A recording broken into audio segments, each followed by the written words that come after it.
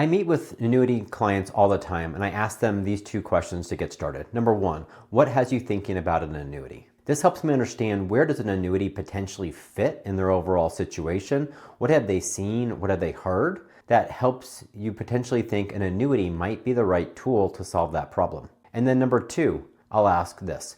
What things have you heard about annuities that potentially has you feeling a little bit more concerned, or thinking maybe that an annuity is not an appropriate fit for you?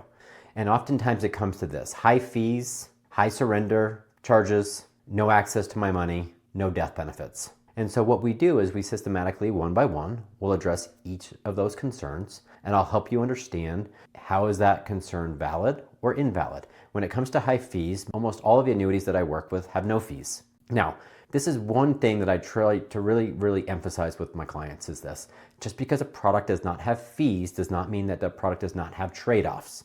And we need to be really clear what those trade-offs are, because again, there's no such thing as free lunch. If it sounds too good to be true, it is every single time. And so when I have a client who's looking at an annuity specifically for principal protection with some growth, for example, we can find products like this that have no fees. There's no fees for the investment choices. There's no fees for the index allocation. There's no fees for anything, because you're not adding any extra benefits to it. But what you are doing is you're experiencing an annuity that has some built-in costs.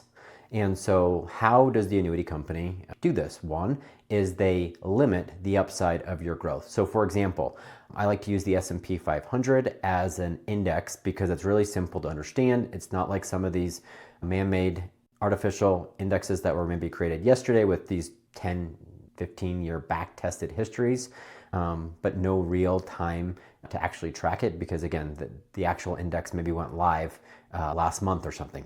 And so we use the S&P 500 because it's been around for a while. Everyone's familiar with it.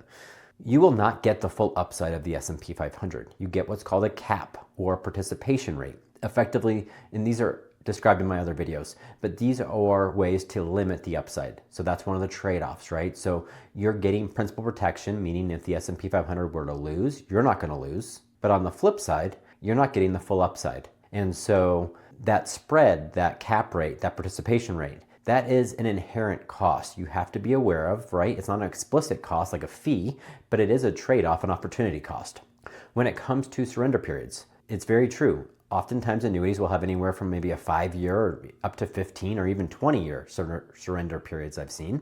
Now, we want to find one that works for you. The surrender period, I would not say, is the number one determining factor on if it works for you, because realistically, an annuity is a long-term investment. And so we're going to already go into it with the mindset that money's going to be there for a while, call it 5, 10 years or more. And so we've already designed a plan for accessing capital if we need it for emergencies or lifestyle or whatever outside of the annuity. And so it's something to be aware of, but not something to be afraid of. When it comes to accessing your money, liquidity, oftentimes an annuity will have a free withdrawal. That means you can take, anywhere from 10, I've seen up to 20% of your account value out each year, penalty free. Now, when you do that, right, you're taking a distribution from your account, so you are going to see your account value drop. So again, something to be aware of. We'll just have to figure out why you're doing it and how this fits into the overall plan. And that last piece, real quick, I'll just touch on, is the death benefit.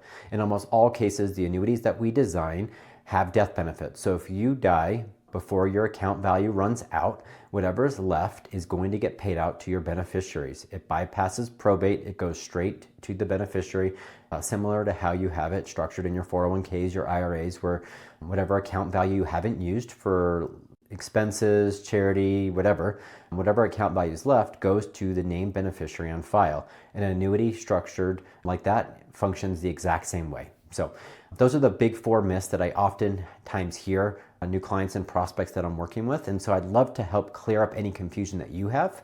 And so my link is in the bio. Schedule your no obligation 15-minute annuity fit assessment. We can go in a one-on-one conversation, you and I, and talk about what you've heard, what may sound good, what may sound a little bit apprehensive or scary, and we can help break it down for you and see how this may or may not be a good fit.